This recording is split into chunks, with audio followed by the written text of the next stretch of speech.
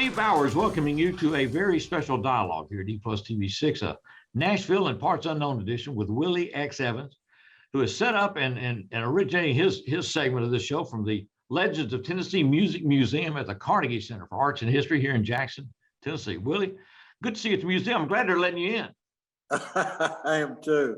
Hey, August. Hey, Millie. Hey, Max. I forgot to tell my grandkids hello. And we want people to know that the museum is open 10 a.m. till 4 p.m. Tuesdays through Saturdays here in Jackson. It's an extraordinary collection of music. Have you got anything in the museum? Actually, there's a guitar that Carl played in here. Okay, excellent. Old guitar. Okay. And well, you know, a lot of guys we know, Steve Patterson, Jimmy Taylor, a lot of them are featured in Wes Henley, a lot of people, not just, right.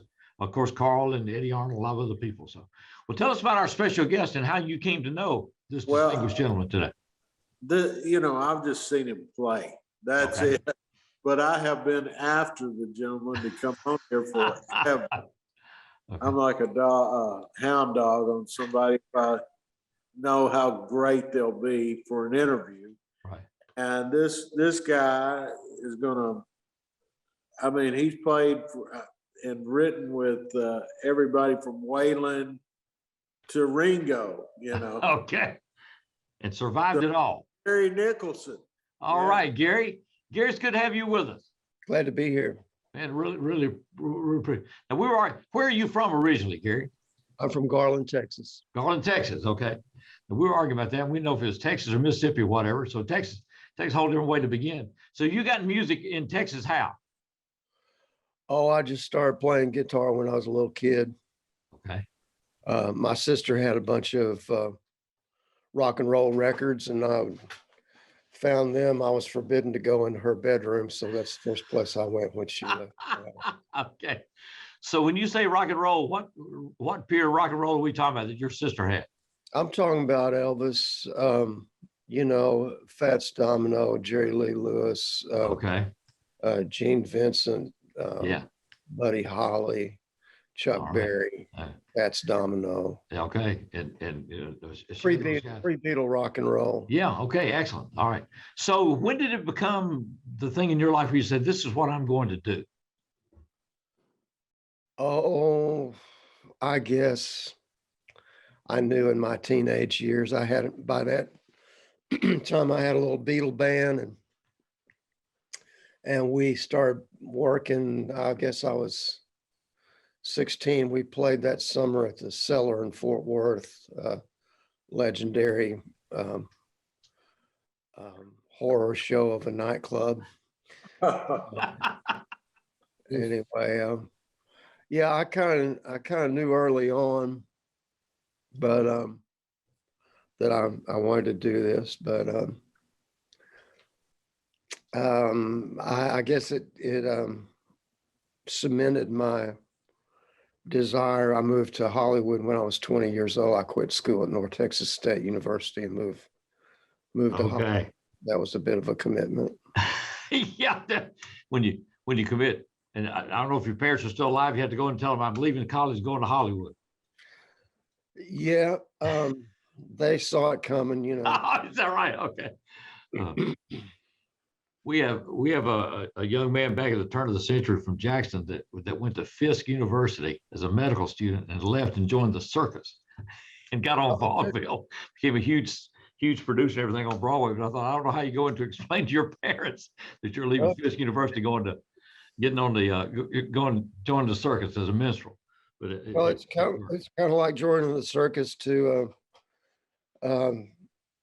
go to Hollywood and jump in feet first. But yeah, a friend of mine, Joe Ely, you know who Joe Ely is? Yes. Yeah, he joined the circus when he was a kid. Okay. He worked with the horses. Okay, so that Marvin Bailey. Yeah. Joe Ely and Ray Wiley Hubbard and all these other guys are out. Texas is a whole different thing. You went to Hollywood to do what? Well, I went there because I met a fellow that came through town with a group called the Burrito Brothers. All right. Oh, wow. His name was Graham Parsons. Oh, wow. Okay.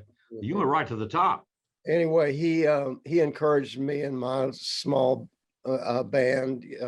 We had really great steel guitar player, Larry White, was in our band.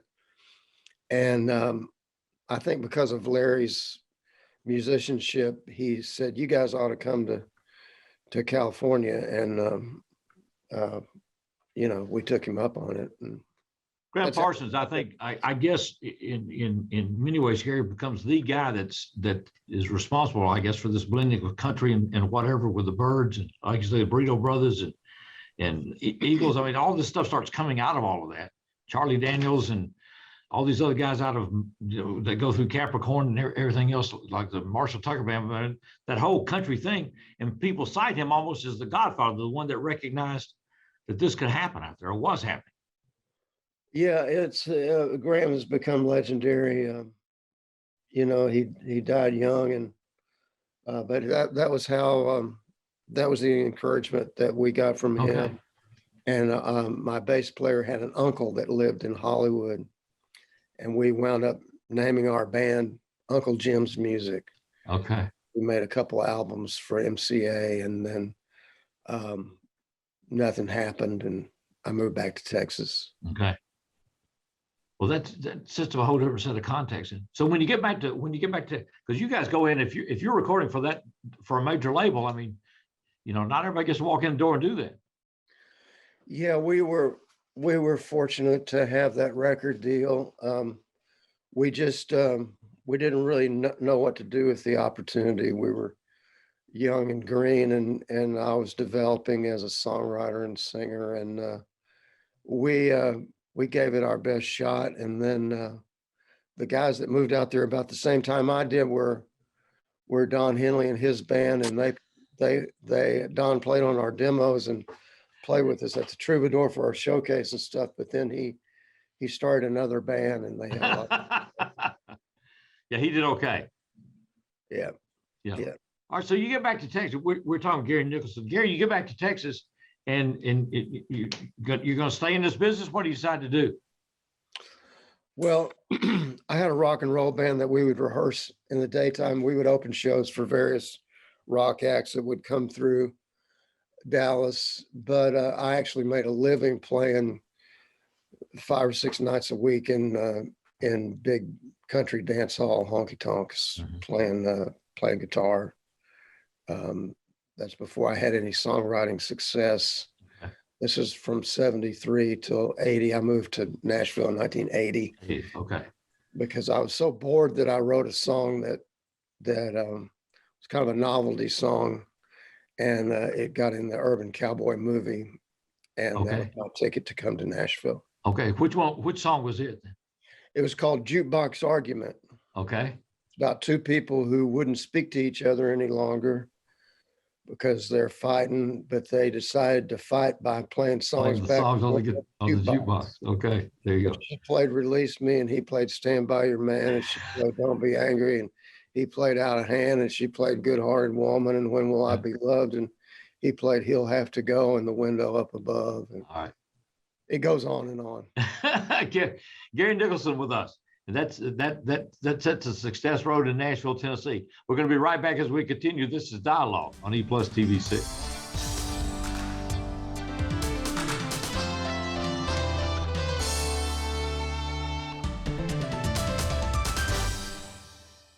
Welcome back to E+ TV6 and this special edition, Nashville and Parts Unknown with Willi X Evans. And our guest is Gary Nicholson, who we got into Nashville. And Willi, not everybody gets to go out to California and have a record deal when you get out there. I know, via Graham Parsons, Yeah. That's just an amazing story.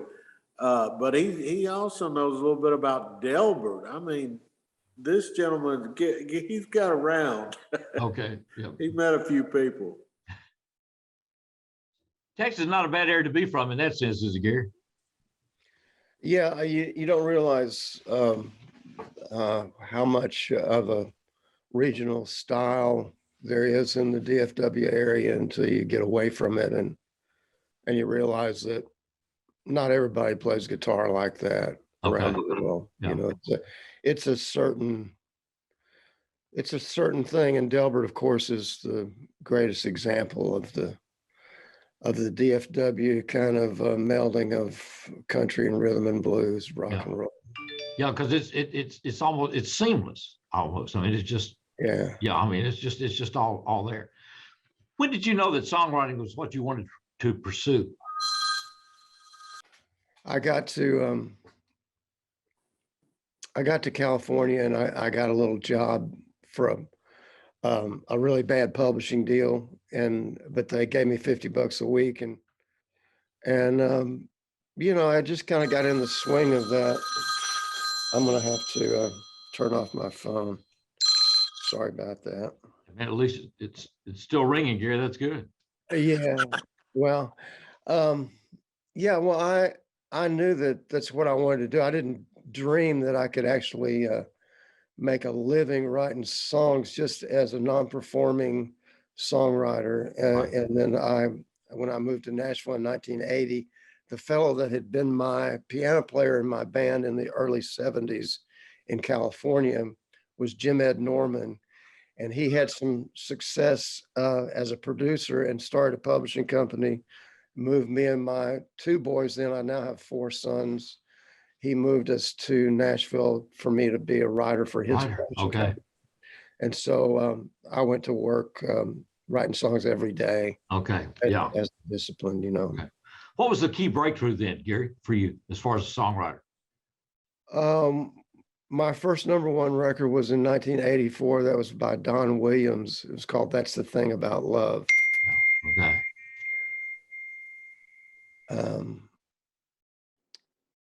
Once that happens, does it automatically open doors, or is it, well, what else have you got kind of world? What was the question again? When you have a big record like that, does it start opening the doors in to say, well, you know, people say, well, I want to hear what else Gary Nicholson's got? Yes, it did. For 3 years, I wrote for Jim Ed's company. Then he sold that to Tree Publishing, and I went to Tree Publishing. I was there for 15 years as a staff writer for Tree. And another record that I had at the same time was "The Power of Love" by Charlie Pride. And God, I did get a lot of songs recorded in the 80s by everybody you can imagine. From Gary, when you're writing those, are you writing that with an artist in mind, or are you just writing the songs, and or do you hear certain things or say, well, this would be good for someone, or is it targeted, or is it just great songs? Well, it was a little bit of both in those days, because as a staff writer at Tree, we had a pitch sheet. We knew who was getting ready to record. And if you had an idea that you thought might fit a particular artist, okay, you know, like then you know, you could target it to a certain degree, you know. But you know, a lot of times the encouragement from the pluggers and the publishers was to you know, write what you write and figure it out later.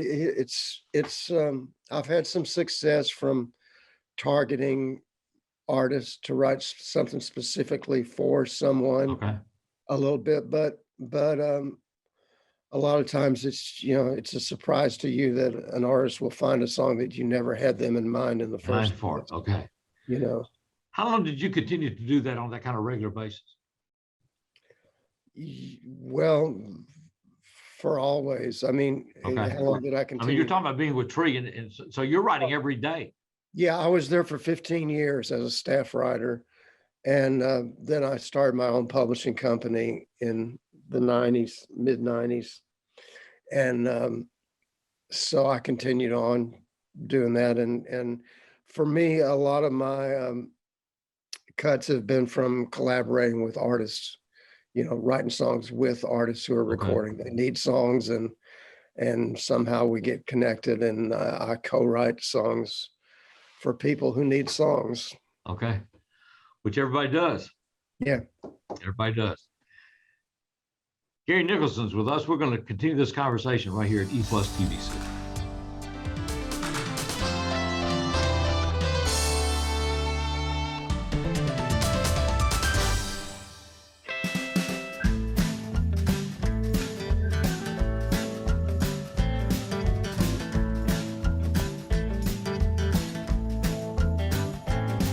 When something's wrong and you can't deny it, you got to resist and defy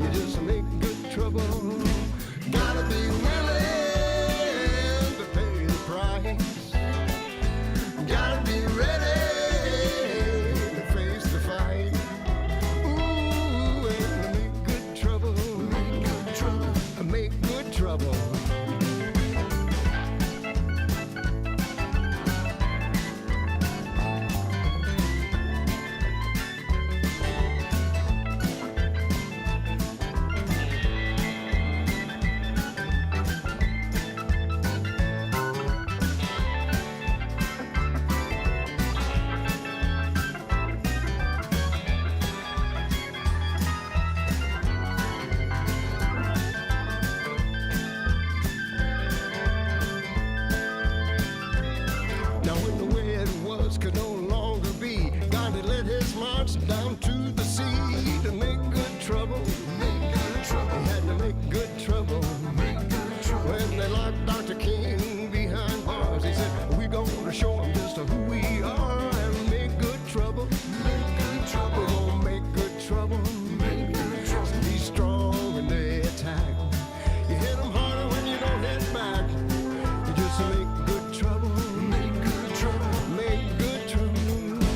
Gotta be willing to pay the price. Gotta be ready to face the fight. Ooh, and make good trouble. Make good trouble. Make good trouble. When something's wrong and you can't deny it, you got to resist and defy it. Make good trouble. Make good trouble. Make good trouble. Make good trouble. Make good trouble. Make good trouble. Make good trouble. Make good trouble. You got to make good trouble till there ain't no trouble no more.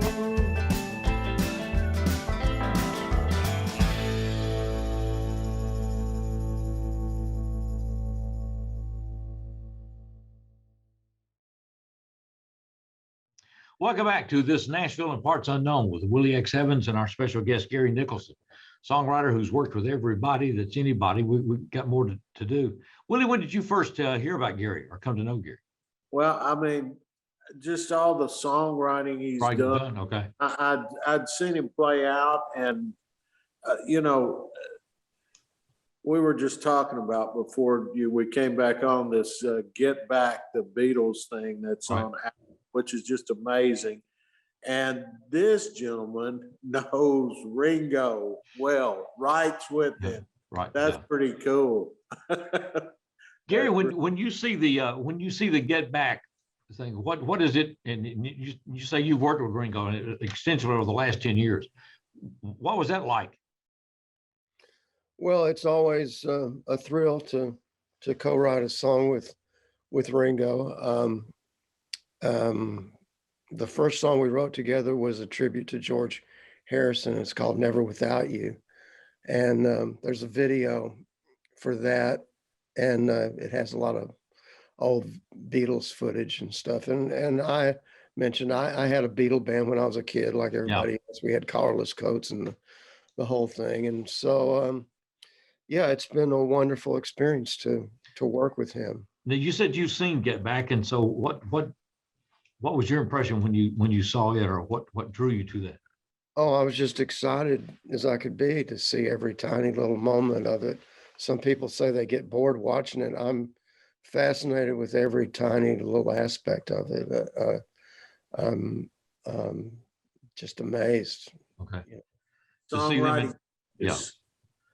Well, it's song creation, right? I mean, right in front of your eyes, right? With very Yeah, and people that are very different points in their life by that time. you get to see some of the dynamic of those guys. It's been thrilling for me that Paul has played bass on a couple of mine and Ringo's songs, and I've never met Paul, but just I'm blown away by the movie, and I know I'll watch it more and more times, and I think they did an amazing job. Yeah. It's amazing that footage has been out there all these years and still preserved and hadn't been seen and putting it together. You've worked with, you have favorite moments, favorite artists, favorite collaborations that work for you? Well, I have to say that because of all the work I've done with Delbert McClinton, he's my best friend. I talk to him every day still. And I produced 4 records with him, and we won Grammys for 2 of those. And I would say that he's one of my favorite collaborators. We've gotten to a point now we don't write songs anymore. We just kind of hang out and carry on. Okay, well, that's a good place. I mean, you worked with Billy Joe Shaver, Waylon Jennings. I mean, you worked with some people. Yeah. I produced a couple records for Billy Joe, and I played with Billy Joe when I was in my early 30s. I played on the road with Billy for a while. Okay. With me and his son Eddie were both playing guitar Oh, is that right? Okay. at that Wow. time. Yeah. And I spoke to Billy. I was on the phone with him the day before he passed. He had just had a hip surgery and was in the hospital. And Okay. yeah, I love Billy Joe. He was one of my favorite people ever. Yeah. And he had some great stories about how difficult it was to get him to pitch a song to Waylon, but he knew he had the right material, you know. Well, yeah, that's a great story that's been told many times, and I got to co-write with Waylon some, and he recorded some of our songs, and we talked about Billy a little bit. It was always funny. You know, if you know you got it right, you just hanging there with him. Gary, you're obviously still working, still writing, Yes. and other projects you want people to know about, or things that are coming up. Well, it's not anything in particular. I'm writing a wide variety of songs and co-writing with friends. Somebody I'm really enjoying working with, Sean Camp. Recently, he's one of my favorite artists. Okay. And, we've been doing a lot of that. Gary, what's interesting is, you know, you've done a multi-generational thing. The style of writing for hits today is kind of the staccato, short phrases, repetition. I think it's a whole different. Songwriting has changed a lot. What's on the radio has changed a lot. Mm-hmm. And so, but you've adapted obviously to a lot of this. Well, I can't say that I've adapted. I hadn't had a hit on commercial mainstream country radio in quite a while. I've had a few singles that came and went, but not anything, no number ones in the last number of years. I don't really identify with the kind of music that's being made. Okay. In country music at this point. That's not my particular skill set. So I'm kind of outside the loop of the mainstream. But still, I mean, you know, great relationships and great work. Yeah, I mean, my great relationships in country music are with artists that are hard to find on mainstream country radio now. Yeah. Vince Gill and Marty Stewart and on, you know, all the Not bad company. Yeah, they're incredible artists, and it's a shame that, you know, Willie Nelson and Merle Haggard and all the greatest country artists of all time could not be heard on mainstream terrestrial radio for the. Yeah. It just I think that Gary, you know, you never know, but my feeling is that years from now, they're the ones that are going to be being played. You know, I think. Well, Yeah. yeah, if there's any justice in the world, which there probably isn't. Well, you know, when I think about Leona Williams, all like You Take Me for Granted, and all this other stuff, I think there are songs that are just timeless. You know, they're just timeless. They'll always be there. As long as there are people like us on this planet, I think that's what people are going to be listening to. I'm not sure about motorboating, but Yeah, I don't even know what that is. So yeah, we hadn't missed anything. you're ahead of me. Yes. Yeah. Well, Gary, it's really good to have this opportunity to talk with you. An extraordinary career, start out in Texas, go to Hollywood, and wind up in Nashville, and draw something from all of those experiences. Yeah, I've had a wonderful career, and I'm still enjoying making music all the time. Even did some work with Fleetwood Mac, right? Yeah, they recorded a song of mine that I co-wrote with Stevie Nicks, and I'd written a few other things with Stevie previous to that, and she held on to one of our work tapes for 12 years and eventually showed it to Lindsey Buckingham when they were reforming to do a reunion, and they wound up recording that song. Gary, really do appreciate this time. Yep, thanks for having me. Thank you, absolutely. And Willie, thanks for setting this up. Thanks to you for being with us. Stay with us here at E Plus TV 6, because this is the place where the dialogue continues.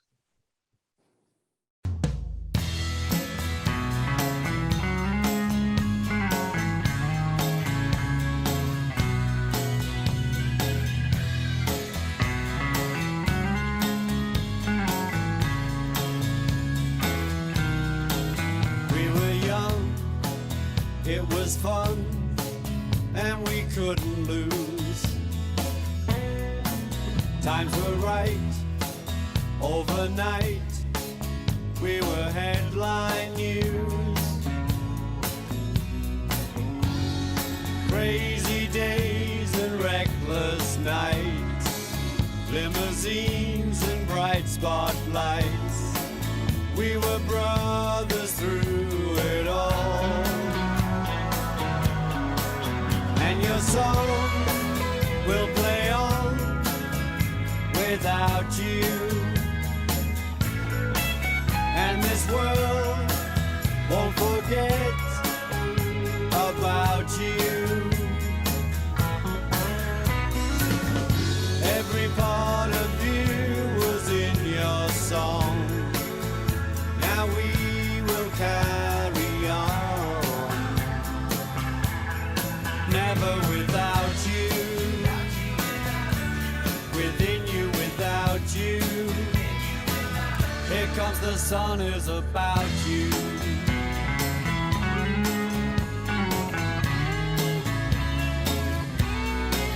Here today, not alone with my memories. Life is strange, how things change, it's reality. You played a beautiful melody that keeps on haunting me. I can always feel you by my side, and your song will play on without you. And this world won't forget about you. Every part of you was in your song. Now we will carry on, never without you, within you without you. Here comes the sun is about you.